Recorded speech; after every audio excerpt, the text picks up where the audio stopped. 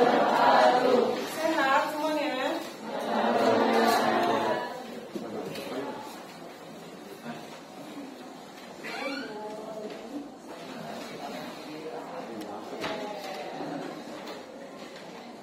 Assalamualaikum warahmatullahi wabarakatuh. Sehat semuanya? Sebelum kita melakukan pembelajaran hari ini, alangkah baiknya kita berdoa dulu. Berdoa dipimpin oleh ketua kelas saya, Bernard.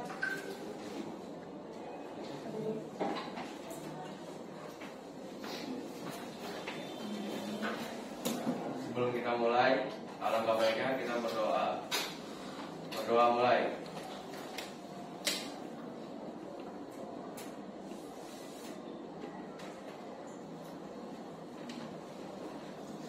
Selesai. Oke, terima kasih Bernard. Silakan dulu. Kemudian untuk selanjutnya, hari ini apa ada yang tidak masuk? Siapa? Apa ada yang masuk? Alia Putri Sapira, Azhara Ainur, Bernard Robo Antoni, Deva Putri, semua ada yang masuk ya. Femi, Ferry Yulianto, Firman Gani, Ferry sakit ya. Geri Adi, Ibnu Zainur Wahid, Marcelinus, masuk kenapa sakit? Mega Olia, Mesyas, Muhammad Raihan, Muhammad Farhan Walid, Muhammad Fauzan, Nabila Fifa, Nurlita Ngeraini, Pandu, Reva Gisti, Riki Febian, Salsabila, Sandrina, Sandy Pratama, ya, Siti Nabila, Syahlana Pisarwa, Tania, Tergar Sandi, Zakaria. Baik, terima kasih ya. Jadi hari ini semuanya ada yang masuk dan ada yang tidak masuk. Kemudian untuk materi yang kemarin yang sudah kita bahas yaitu mengenai apa? Mengidentifikasi struktur teks, eksposisi. Nah, kalau untuk sekarang kita akan belajar tentang struktur dan kaidah teks eksposisi. Ya. Kemudian bisa kalian lihat tayangan PowerPoint berikut. Sebentar ya.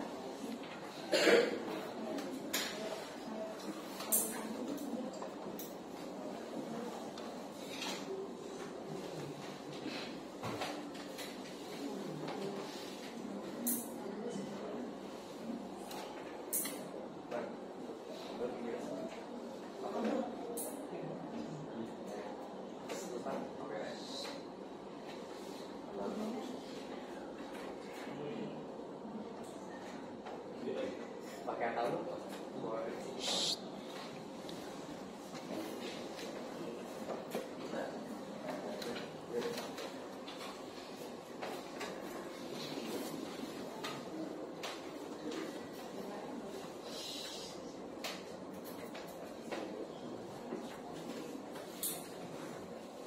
Sebentar ya.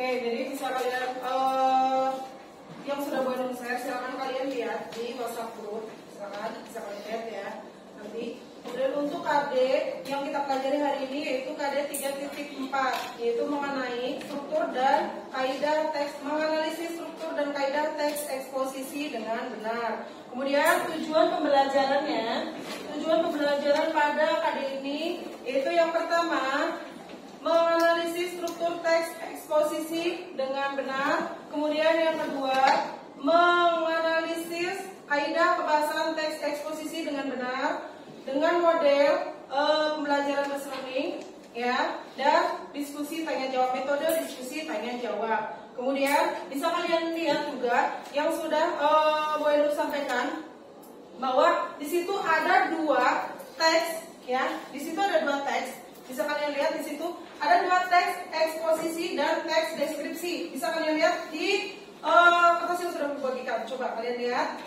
Baik, di situ ada 2 teks eksposisi dan deskripsi. Bisa kalian bandingkan ya teksnya. Oke, sudah. Nah, di situ teks eksposisi dan teks deskripsi sudah kalian baca? Sudah. Kalau memang sudah kalian baca, silakan kalian cermati, ya. Kalian cermati kemudian apa perbedaan dari teks eksposisi dan teks deskripsi? Coba. Ada yang tahu? Iya, Reva, silakan berdiri Reva. Apa itu perbedaan teks deskripsi dan eksposisi? Yaitu teks yang menggambarkan suatu objek sesuai dengan keadaan sebenarnya. Ya. Sedangkan teks eksposisi yaitu berisi tentang penjelasan dari suatu informasi atau pengetahuan. Ya, apa ada yang berbeda pendapatnya? Sama ya? Sama. Oke, kita langsung tepuk tangan buat Reva. Perbedaan teks eksposisi dan deskripsi itu tadi. Ya, kalau deskripsi itu mengenai objek, kalau eksposisi itu mengenai pemaparan, ya, beserta argumen-argumennya. Kemudian setelah ini kita akan mencermati tayangan video YouTube, ya. Bisa kalian lihat channelnya Ibu Ainur Rizky. Oke, di sini ada pembelajaran tentang teks eksposisi.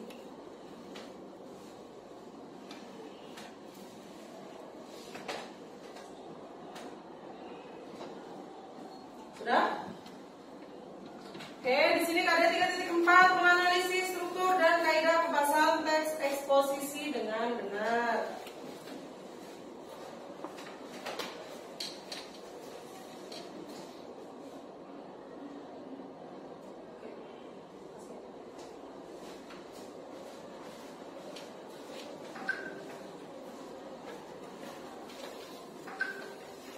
Kemudian di sini ada struktur teks eksposisi. Yang pertama tesis, yakni berupa pengenalan isu, masalah ataupun pandangan penulis secara umum tentang topik yang akan dibahasnya. Kemudian ada rangkaian argumen, ya, berupa sejumlah pendapat atau argumen penulis sebagai penjelasan atas tesis yang dikemukakan sebelumnya. Pada bagian ini dikemukakan pula sejumlah fakta yang memperkuat argumen-argumen penulis. Kemudian penegasan ulang sebagai perumusan kembali secara ringkas. Bagian ini sering pula disebut penutup atau kesimpulan. Ya, jadi ini untuk struktur teks eksposisinya. Bisa kalian lihat kembali. Oke. Kemudian untuk selanjutnya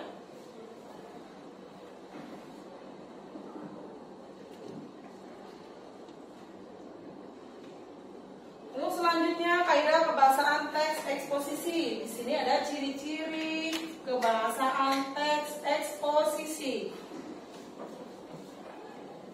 Apa saja? Yang pertama ada pronomina, adalah jenis kata yang menggantikan nomina atau prasanomina.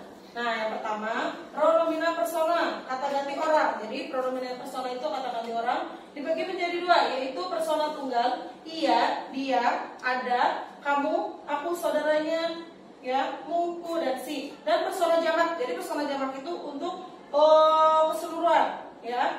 Kita, kami, kalian, hadirin, para. Kemudian yang kedua ada pronomina non persona. Kata ganti bukan orang dibagi menjadi 2 jenis, yaitu pronomina penunjuk dan pronomina penanya. Kalau penunjuk itu ini, sini, situ, paham ya? Kemudian penanya apa, siapa, gitu. Selanjutnya ada kata leksikal. Oke, kata leksikal itu menurut kamus Besar Bahasa Indonesia, leksikal berkaitan dengan kata. Jadi kosakata itu leksikal, ya. Dibagi menjadi 4. Yang pertama nomina, verba, adjektiva, kemudian adverbia. Nanti ada penjelasannya juga. Oke.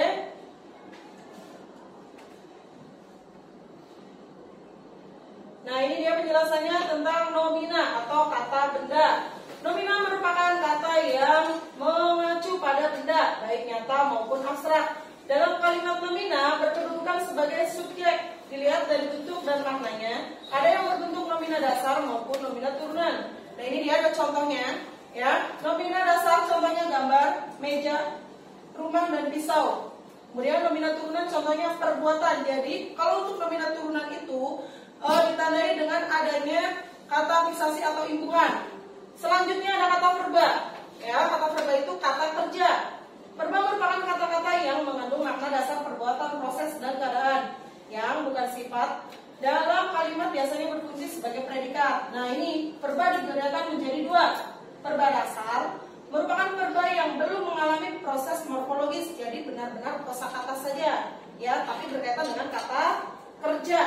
Oke, contohnya mandi, pergi itu kan kata kerja, ya, tiba, turun, jatuh. Kemudian yang kedua verba turunan.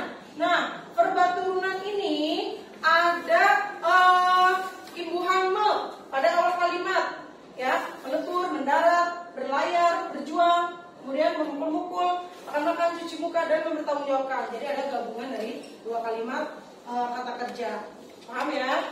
Kemudian selanjutnya adjektiva, yaitu kata sifat.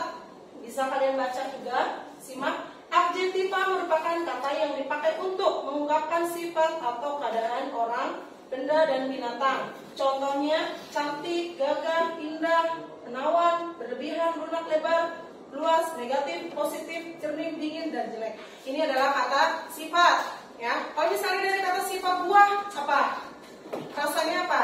Asam, manis, itu sifat, ya. Kemudian adverbial. Nah, ini kata keterangan pada kalimat. Nanti ini akan menjadi kata keterangan, ya. Kata yang melengkapi atau memberikan informasi berupa keterangan waktu, tempat, suasana, alat, cara, dan lain-lain. Contohnya, ya, sini, sana, mana, saat, ketika, mula-mula dengan memakai dan berdiskusi. Ini.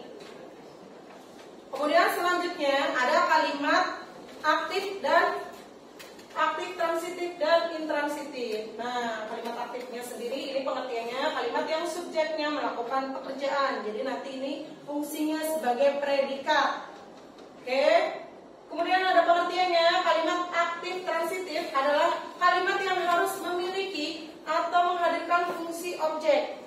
Kalimat aktif transitif biasanya berawalan me atau men. Nah, jadi ini kuncinya di sini.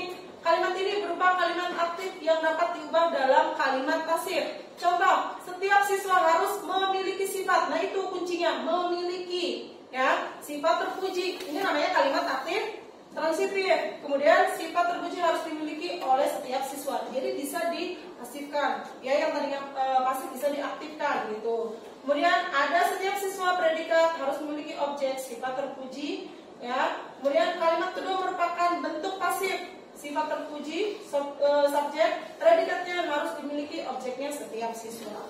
Gitu. Ini untuk kalimat aktif transitif, ya, dan intransitif. Oke. Untuk selanjutnya, kalimat intransitif berbeda dengan kalimat aktif intransitif yang tadi, ya. Jadi dia tidak memiliki atau tidak menghadirkan objek jika predikatnya berawalan me atau men. Kalau yang kalimat aktif transitif tadi di kalimatnya ada kata me atau men. Nah, kalau di kalimat aktif intransitif itu tidak ada, ya. Ini di sini ada contohnya. Adik menangis. Pesawat itu mengudara dengan sempurna. Kalimat pertama, subjeknya pesawat itu, predikatnya mengudara, dan kemudian yang terakhir tadi yang aku. Selanjutnya langkah-langkah menulis teks eksposisi. Di sini ada langkah-langkah menulis teks eksposisi, ada 3. Yang pertama, menentukan isu ataupun masalah yang akan dibahas. Kemudian yang kedua, membaca berbagai sumber yang berkaitan dengan isu yang dipilih. Melakukan sejumlah pengamatan lapangan. Kemudian yang ketiga, mendaftar topik-topik yang berkaitan dengan isu berdasarkan hasil-hasil membaca dan langkah-langkah pengamatan. Ini langkah-langkah dalam menulis teks eksposisi. Jadi terima kasih seluruh teman-teman. Ini untuk yang ada di channel YouTube Bandung, ya, berkaitan dengan teks eksposisi. Oke, dari yang sudah kalian cermati, ya, silakan. Dari kalian yang sudah kalian cermati tadi, Apakah ada pertanyaan bagaimana struktur teks eksposisi dan kaidah kebahasaan kira-kira? Silakan. Oke, Tania, silakan berdiri. Yang dapat saya pahami struktur teks eksposisi ada tiga, yaitu tesis, rangkaian argumen, Kemudian ketiga, penegasan ulang, dan kaidah pembahasannya ada tiga, pronomina, tata leksikal, kalimat aktif transitif, dan kalimat aktif intransitif. ya, itu ya, benar ya? Yang bisa kalian pahami, itu apa ada yang lain? Masih sama? Sama, oke, kita kasih tepuk tangan buat kalian. Ya, tadi yang sudah kita pahami itu mengenai materi PPT. Yang pertama ada kalimat. Yang pertama ada tesis, argumen, ya, kemudian penegasan ulang, itu untuk strukturnya. Kemudian untuk kaidah pembahasannya ada pronomina, kata leksikal. Kemudian yang terakhir kalimat aktif, transitif, dan intransitif. Itu ya, paham ya? Oke. Selanjutnya, baru akan membentuk kelompok. Jadi kalian siap-siap. Nanti kelompoknya dengan siapa? Ya. Dari satu kelompok itu ada 5 orang. Kalian akan baik-baik ya untuk satu kelompoknya. Jadi baru saja yang mengatur untuk kelompoknya. Yang pertama, kelompok 1 ada Nabila. Mana Nabila? Oke, Nabila, kamu berkelompok dengan Alia, Siti Nabila, Tania, Nurlita, kemudian ada Salsabila. Oke, silakan nanti kamu kelompok 1, ya. Kemudian kelompok 2, Sandrina, ya. Atau mana ya yang baru disebut ya? Syahla. Oke, Femi. Baik, Ibnu Zainur. Oke, Muhammad Fauzan. Ya, Fauzan. Jadi nanti kalian yang sudah tadi baru disebutkan itu kelompok 2 ya. Ya.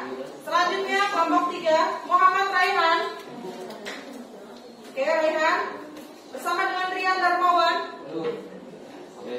Baik, Rian. Reva Gisti. Oke, Reva. Firman Gani. Ya, Firman. Kemudian bersama dengan Bernard. Itu untuk kelompok 3. Nanti silakan kalian berkumpul dengan kelompok tersebut. Kemudian kelompok 4, Azahra. Oke, Azahra. Meisa. Sandy. Oke, Sandy. Kemudian Muhammad Farhan. Oke, Muhammad Farhan. Ferry. Oh ya, Tegar. Kemudian selanjutnya Tegar. Nah, itu untuk kelompok 4 ya. Jadi silakan nanti kalian berkelompok dengan nama-nama yang sudah baru sampaikan. Ya, sebutkan juga tadi. Kemudian kelompok 5, Mega, Zakaria, Yeriardi, Ricky Febrian. Oke, Ricky, Pandu. Baik, itu kelompok 5 ya. Masih perlu baru disebutkan lagi untuk kelompok 1, 2, 3, 4, dan 5. Oke, kalau memang sudah paham kelompoknya, silakan kalian bergabung dengan kelompok kalian masing-masing.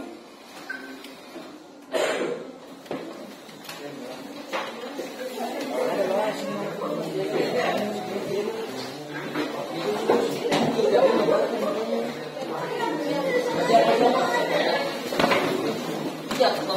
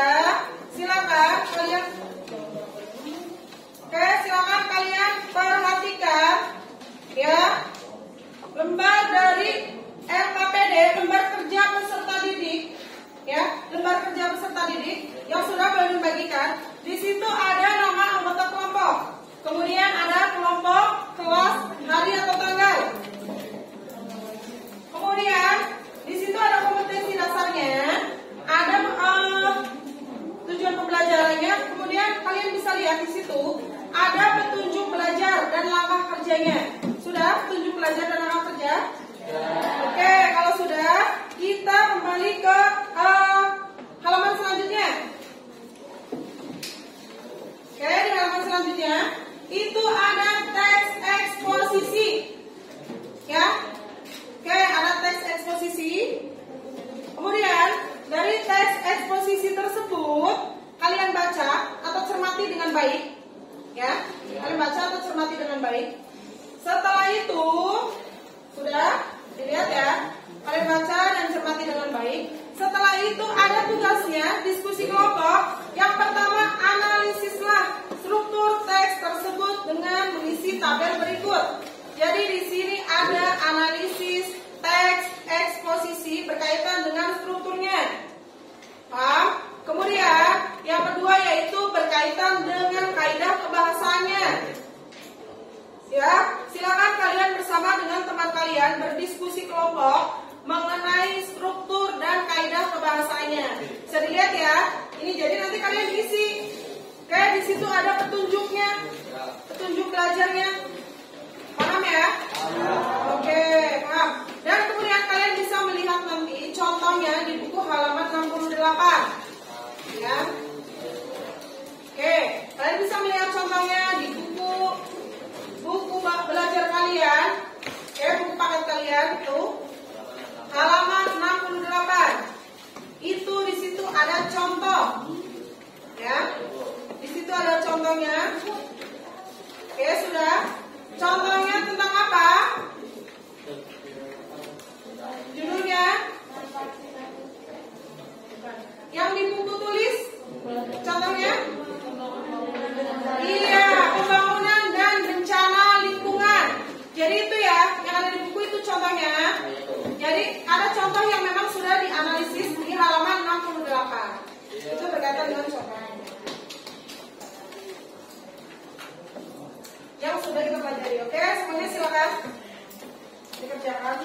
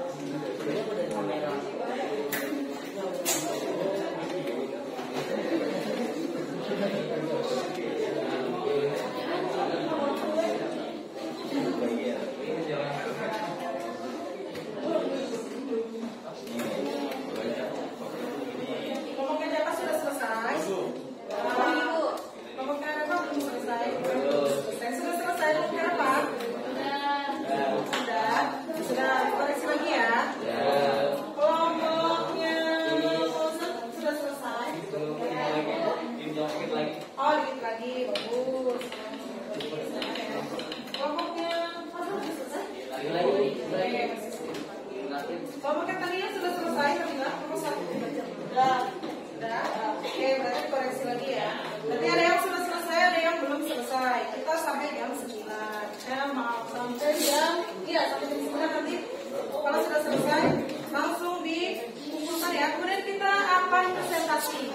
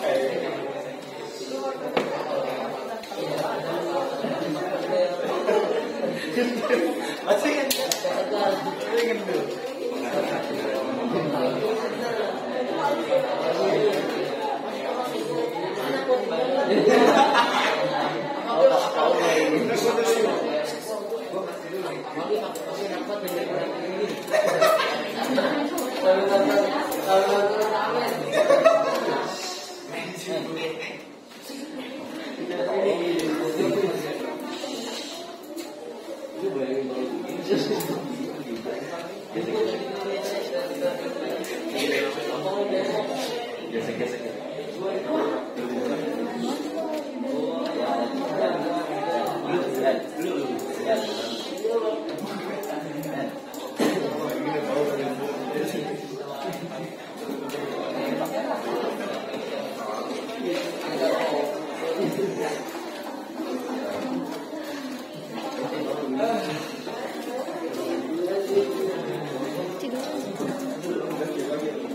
Oke,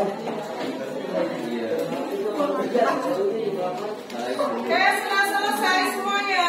Kalau memang sudah selesai, sekarang Boyun akan membentuk urutan presentasi, ya. Jadi urutan presentasinya Boyun yang menentukan. Silakan perhatikan ya. Untuk presentasi yang pertama, yaitu kelompoknya Nabila, Alia, Siti Nabila, Tania, Nurlika, Salsabila. Itu, ya. Kelompok kedua, Sandrina, Syahla, Femi, Ibnu Zainur, Muhammad Fauzan. Kelompok ketiga, Muhammad Raihan, ya, dan teman-temannya. Oke. Kelompok keempat juga Zahra, Meisha, Sandy, dan teman-teman. Kemudian kelompok lima, itu untuk presentasinya ya. Jadi yang sudah baru disampaikan. Jadi silakan siap-siap untuk presentasi kelompok 1. Silakan maju kelompok yang bilang.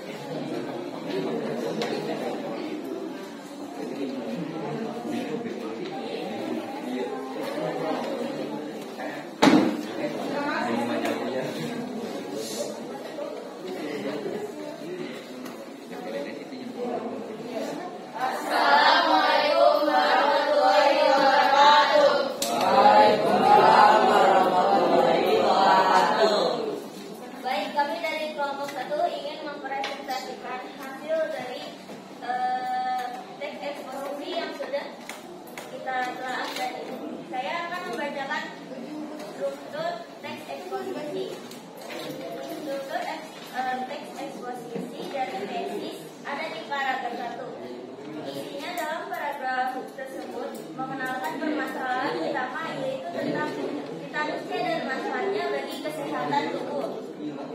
Bagian itulah yang menjadi fokus utama pembahasan teks tersebut. Kedua, rangkaian argumen pada paragraf kedua sampai kelima. Dalam paragraf tersebut menjelaskan beberapa pendapat lain dalam paragraf ya, dengan teman-teman yang lain perhatikan. Oke, saya perhatikan silakan. Kelompok teman kalian yang sudah maju, Irfan Gani, silakan. Ayo, yang lainnya. Oke, yang kedua, rangkaian argumen di paragraf kedua sampai kelima. Dalam paragraf tersebut menjelaskan beberapa pendapat disertai fakta tentang fungsi, manfaat, dan makanan seperti sayur-sayuran yang mengandung vitamin C. 3. Penegasan ulang pada paragraf 6. Dalam paragraf tersebut merupakan simpulan dari paparan sebelumnya, yaitu mengenai fungsi dan manfaat vitamin C bagi tubuh.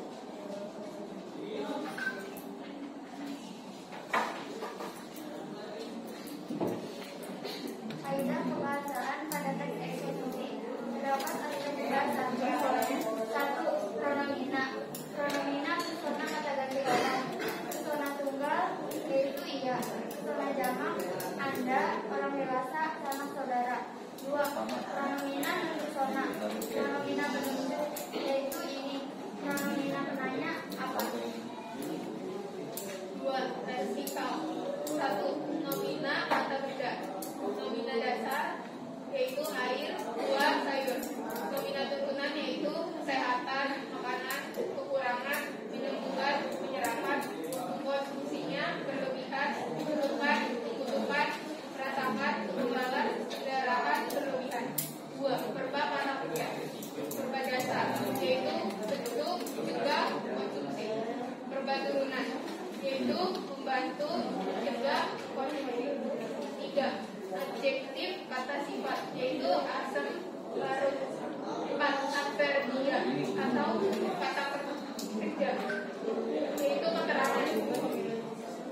3. Kalimat aktif, transitif, dan intransitif.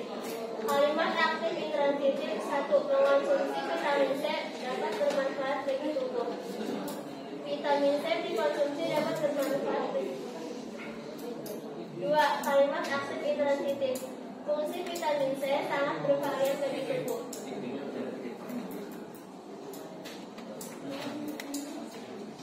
Baik, ada yang ingin ditanyakan?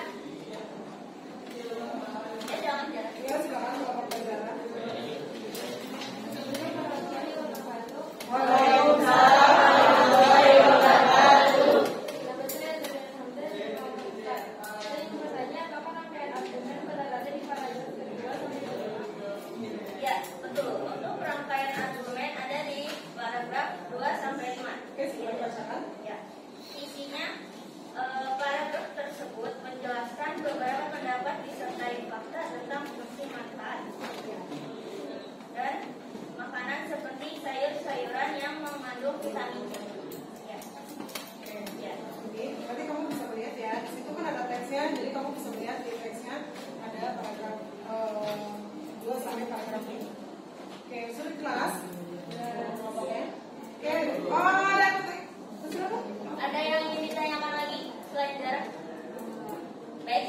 tidak.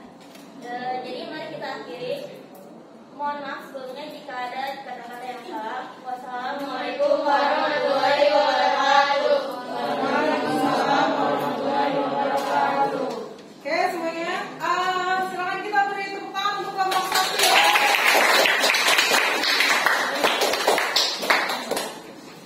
Selanjutnya kelompok 2. Oke, selanjutnya kelompok 2.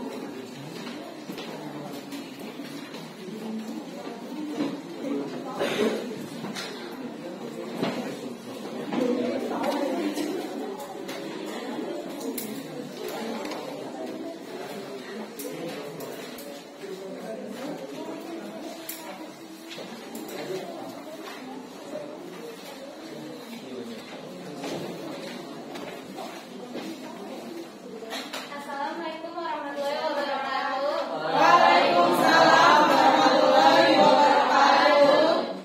Kami dari kelompok 2 ini mempresentasikan hasil dari analisis struktur kami. 1. Tesis. Paragraf ke-1 dalam paragraf tersebut mengenalkan permasalahan pertama yaitu tentang vitamin C dan manfaatnya bagi kesehatan tubuh. Bagian itulah yang menjadi fokus utama pembahasan tes tersebut.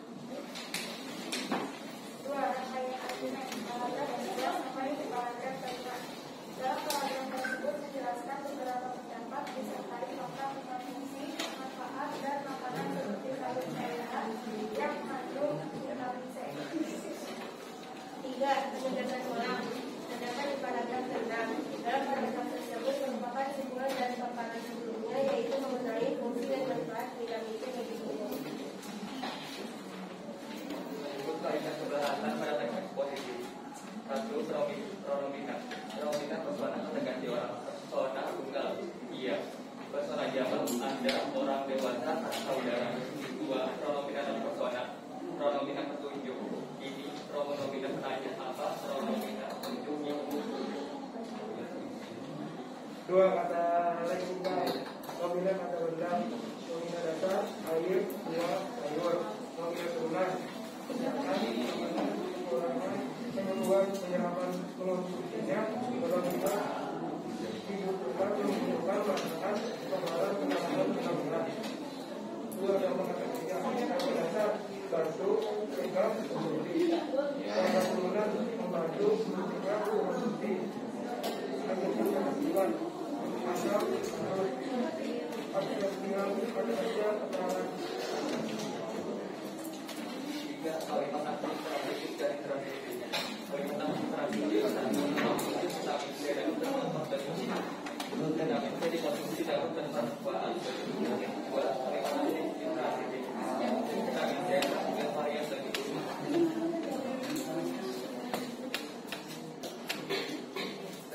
Dari kami, sampai kurang wabarakatuh.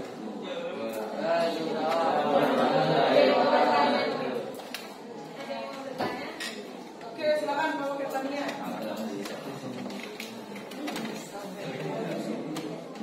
Assalamualaikum warahmatullahi wabarakatuh.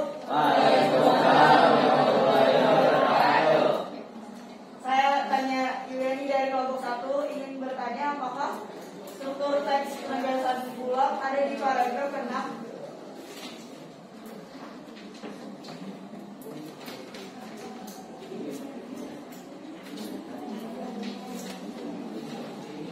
Oke, pertanyaannya. Iya, ada. Dalam paragraf tersebut merupakan simpulan dari paparan sebelumnya yaitu mengenai fungsi dan manfaat vitamin C sebagai tubuh. Oke, gimana? Ada yang mau bertanya lagi?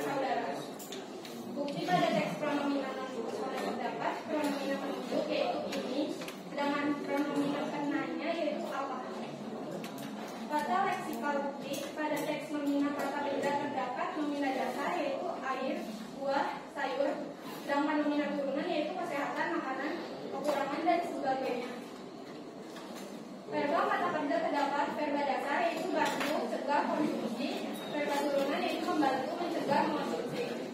Adjektiva kata sifat yaitu asal, larut, adverbial kata kerja atau keterangan.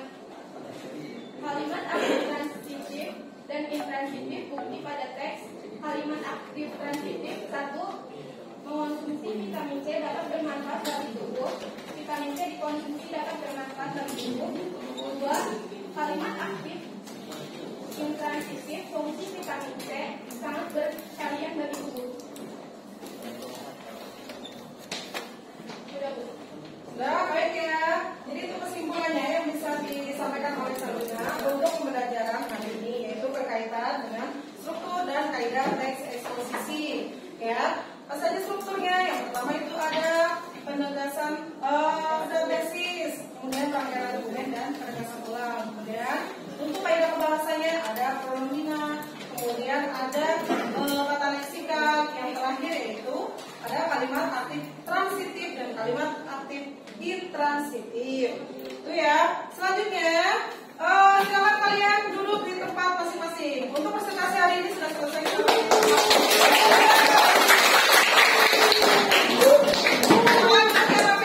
Kembali ke tempat masing-masing.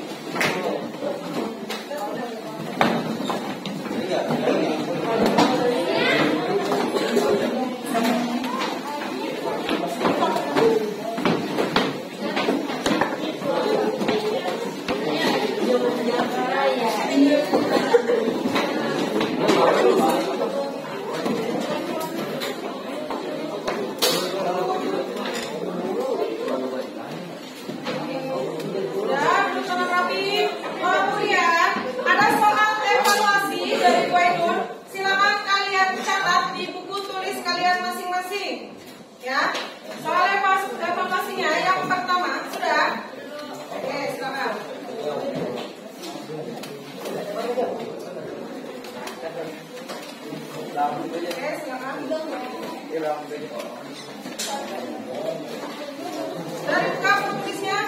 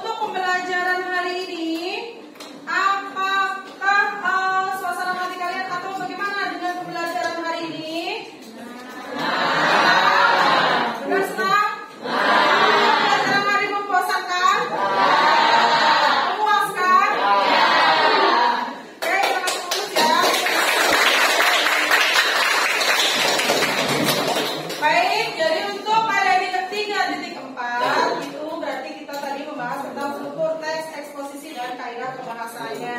Ya, yang berarti struktur teks eksposisi. Yang pertama ada apa? Tesis. Kemudian ada argumen. Setelah itu ada penegasan ulang. Kemudian setelah penegasan ulang ada kaidah pembahasannya. Yang pertama pronomina, kemudian ada kata leksikal. Di dalam kata leksikal itu ada nomina, yaitu kata kerja. Kemudian